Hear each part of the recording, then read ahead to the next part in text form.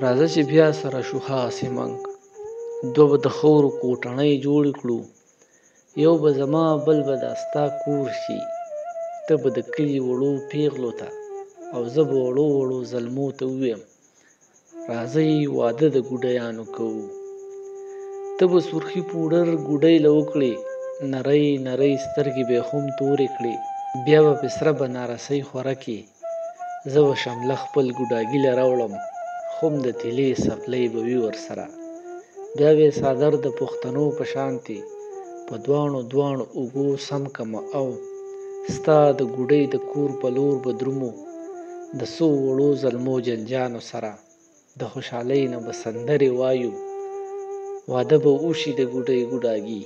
دا و زما د ورکوټوالي قصه، زما او ستا د ماشوموالي کیسه.